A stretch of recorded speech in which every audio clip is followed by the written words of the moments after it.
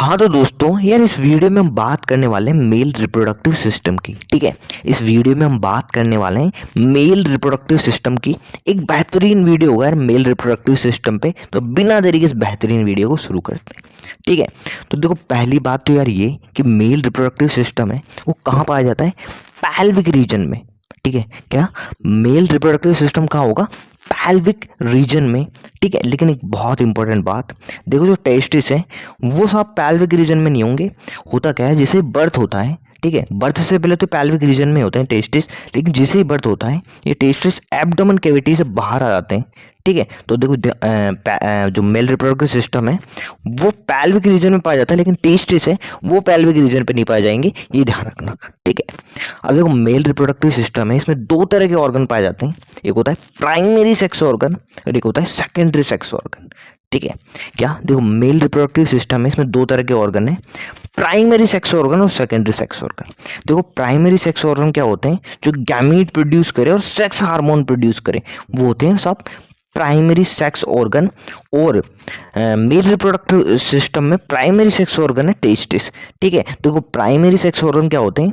जो gamete produce करें और सेक्स हार्मोन प्रोड्यूस करें।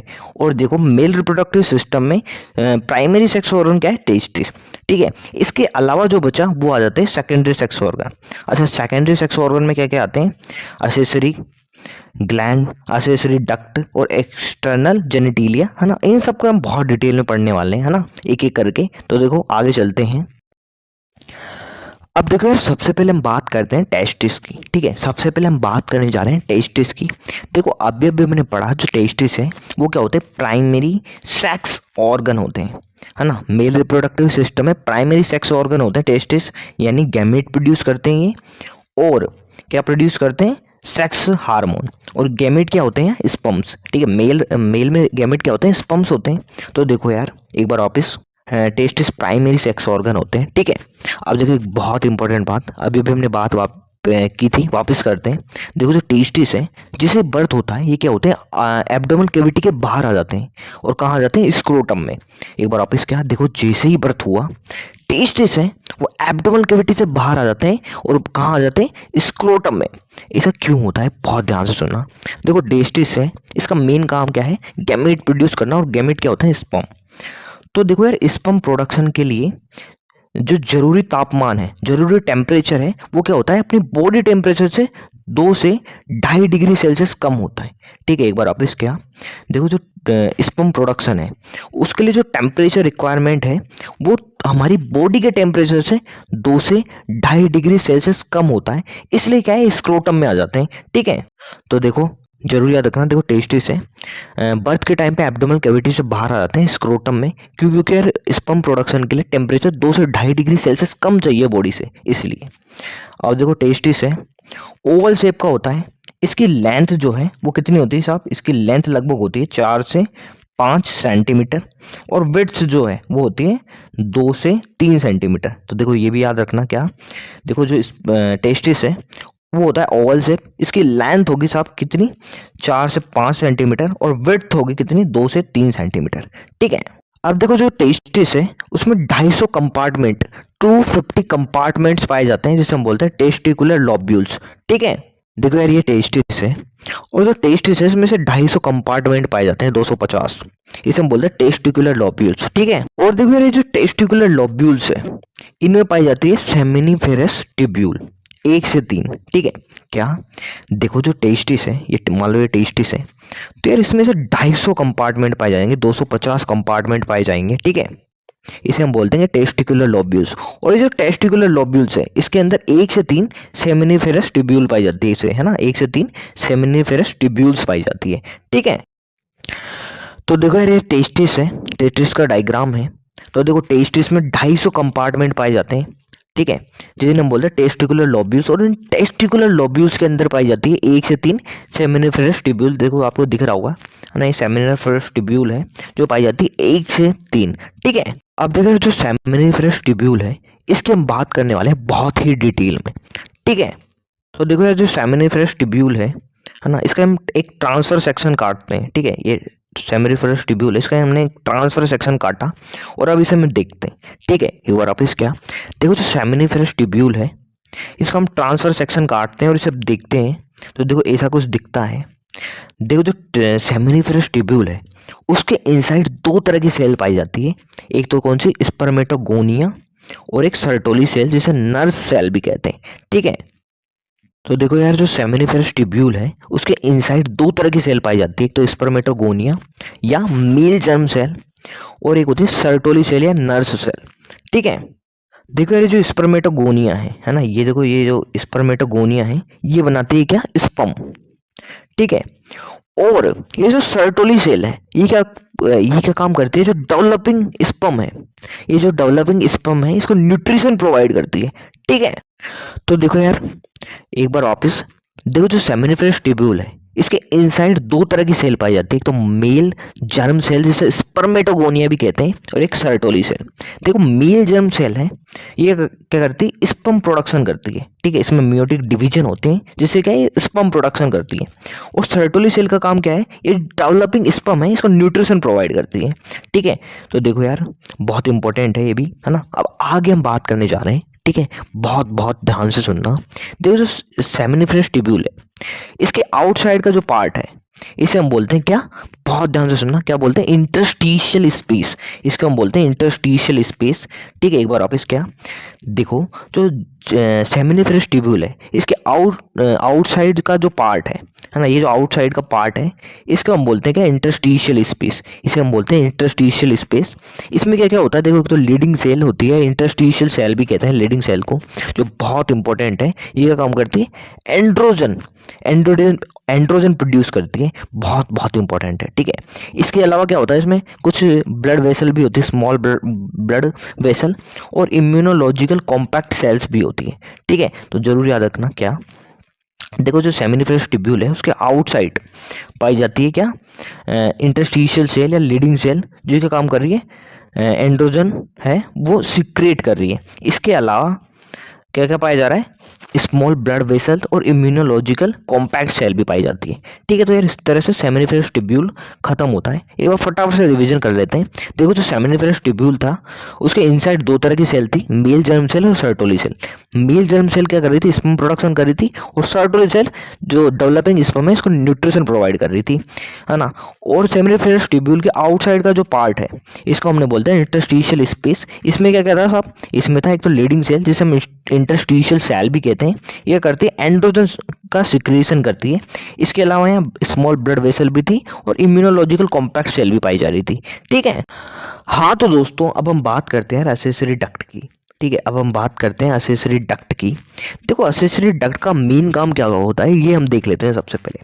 देखो जो एसेसरी डक्ट है उसका मेन काम है स्पर्म का स्टोरेज करना और ट्रांसपोर्ट करना यार स्पर्म को, कहाँ से, टेस्ट से आउटसाइड थ्रू यूरिथ्रा। ठीक है, एक बार वापस क्या, देखो जो एसेसरी डक्ट है उसका मेन काम क्या है, स्पर्म को स्टोर करना और ट्रांसपोर्ट करना स्पर्म का, कहाँ से, टेस्ट से आउटसाइड थ्रू यूरेथ्रा। ठीक है, तो देखो देखते हैं यार हम कि कैसे यार स्पर्म का है ट्रांसपोर्ट होता है आउटसाइड थ्रू यूरेथ्रा। ठीक है, तो देखो सबसे पहले हम देखते हैं, देखो जो सेमिनिफरस ट्यूब्यूल हमने पढ़ी थी उसके मेल जर्म सेल में क्या होता है, स्पर्म बन रहे थे। ठीक है, अब देखो जो स्पर्म है कैसे कैसे ट्रेवल करते हुए, है ना, कौन कौन सी डक्ट से होते हुए कहाँ पहुँचेंगे, पेनिस के लास्ट एंड तक, ये हम देखने वाले हैं। ठीक है, और ये बहुत बहुत इंपॉर्टेंट है यार, ये पाथवे बहुत इंपॉर्टेंट है, नीट के लिहाज से भी और बोर्ड के लिहाज से भी, तो ध्यान से सुनना। ठीक है, देखो सबसे पहले क्या है, स्पर्म प्रोड्यूस हुए कहाँ, सेमिनिफरस ट्यूब्यूल में।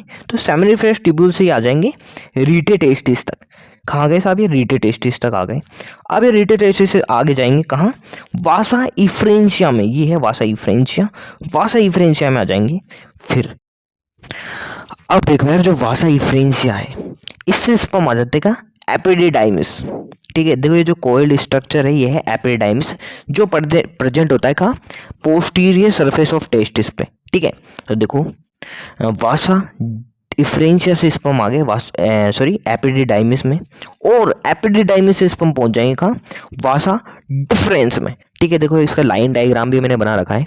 तो देखो स्पर्म है ये आ गए कहाँ, रीटा टेस्टिस में, फिर आ गए वासा इफ्रेंशिया में, फिर आ गए एपिडिडाइमिस में, जो कहाँ होता है, पोस्टीरियर सरफेस पे प्रेजेंट होता है। ठीक है, टेस्टिस के अब देखो स्पर्म आ जाएंगे कहाँ, वासा डिफरेंस पे।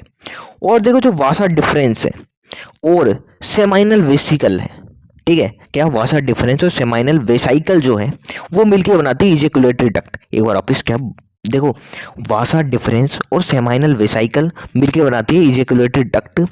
और इस पर में आ गए इजेकुलेटरी डक्ट में, इजेकुलेटरी डक्ट खुलती है यूरिथ्रा में, और यूरिथ्रा लास्ट में खुल जाता है यूरेथ्रल मीटस में, ठीक है। और यार यूरेथ्रल मीटस क्या होता है, जो पेनिस है उसका लास्ट पॉइंट होता है, ठीक है, यूरेथ्रल मीटस, ठीक है। तो देखा, ये लाइन डायग्राम जरूर याद रखना। इस पर आए रीटाटेस्टिस में, फिर गए वासा इफ्रेंशिया में, फिर गए एपिडाइमिस में, फिर गए वासा डिफरेंस में, और वासा डिफरेंस में और वासा डिफरेंस और सेमाइनल वेसाइकल ने मिलकर बना ली इजेकुलेटरी डक्ट। और इजेकुलेटरी डक्ट खुली यूरेथ्रा में, और यूरेथ्रा से लास्ट में खुल गई यूरेथ्रल मीटस में, ठीक है। देखो यार हम यहाँ भी देख लेते हैं एक बार। देखो ये है सेमाइनल वेसाइकल, यहाँ है ना, ये होगी टेस्टिकुलर लोब्यूल्स, ठीक है। इसके अंदर है सेमाइनल वेसाइकल जहाँ स्पर्म बने। अब ये स्पर्म है, ये रीटाटेस्टिस से होते हुए, ये है रीटाटेस्टिस, ठीक है, ये रीटाटेस्टिस से होते हुए वासा इफ्रेंशिया तक आए थे, फिर वासा इफ्रेंशिया से एपिडाइमिस तक आ जाते हैं, ठीक है। देखो यार इधर क्लियर नहीं है ना, मैंने जो डायग्राम बनाया था वहाँ आसानी से दिख रहे थे ये सब, ठीक है। अब देखो एपिडाइमिस से ये आ गया था वासा डिफरेंस में, देखो ये वासा डिफरेंस है, और वासा डिफरेंस है ना, वासा डिफरेंस में आ गया स्पर्म। अब देखो ये जो वासा डिफरेंस है और ये सेमाइनल वेसाइकल है, ये फ्यूज होके बनाती क्या, इजेकुलेटरी डक्ट। ये है इजेकुलेटरी डक्ट, ये है इजेकुलेटरी डक्ट। इजेकुलेटरी डक्ट है, आगे जाके खुल रही है कहाँ, यूरिथ्रा में। और यूरिथ्रा लास्ट में ये जो पॉइंट है इसे हम बोलते हैं यूरेथ्रल मीटस, यहाँ खुलता है, ठीक है।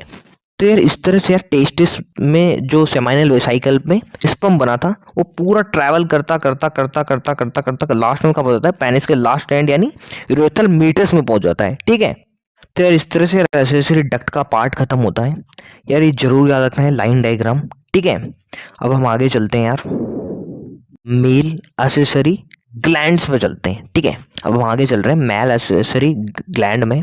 देखो 3 एसेसरी ग्लैंड होती है, कौन कौन सी, सेमाइनल, वेसाइकल, प्रोस्टेट और बल्बर यूरेथ्रल, ठीक है। एक बार क्या, देखो मेल एसेसरी ग्लैंड की हम बात कर रहे हैं, 3 एसेसरी ग्लैंड होती है मेल में, कौन कौन सी, सेमाइनल, वेसाइकल, प्रोस्टेट और बल्बर यूरेथ्रल, ठीक है। देखो सेमाइनल वेसाइकल है वो पेयर्ड होती है और बल्बर यूरेथ्रल भी पेयर्ड होती है, लेकिन प्रोस्टेट सिंगल ही होती है, ठीक है। तो जरूर याद रखना, देखो प्रोस्टेट सिंगल है, बाकी जो दोनों है ना, सेमाइनल वेसाइकल और बल्बर यूरेथ्रल, वो क्या है, पेयर्ड है, ठीक है। देखो ये क्या करती है, तीनों ग्लैंड मिलके सेमाइनल प्लाज्म बनाती है, ठीक है। सेमाइनल प्लाज्म क्या होता है, देखो इसमें क्या क्या होता है, फ्रक्टोज होता है जो एनर्जी देता है, कैल्शियम और सर्टेन कुछ एंजाइम होते हैं, सर्टेन एंजाइम, ठीक है। तो जरूर याद रखना, देखो मेल एसेसरी ग्लैंड है 3, ये तीनों क्या सिक्रेट कर रही है, सेमाइनल प्लाज्म बना रही है ना, और इनमें क्या होता है, फ्रक्टोज, कैल्शियम और सर्टेन एंजाइम, ठीक है। और देखो बल्बर यूरेथ्रल की बात करें तो ये हेल्प करती है लुब्रिकेशन में, ठीक है, लुब्रिकेशन में मदद करती है, जरूर याद रखना। देखो बल्बर यूरेथ्रल ग्लैंड है, लुब्रिकेशन में मदद करती है। और स्पर्म, देखो जो स्पर्म है जब सेमाइनल प्लाज्म से मिल जाता है तो इसे हम बोलते हैं सीमन, इसे हम बोलते हैं सीमन। देखो तो देखो यार सीमन क्या होता है, स्पर्म और सेमाइनल प्लाज्म है, इन दोनों को मिला के हम बोलते हैं सीमन, ठीक है। तो अब देखो इसे एक बार यहाँ भी देखते हैं डायग्राम में।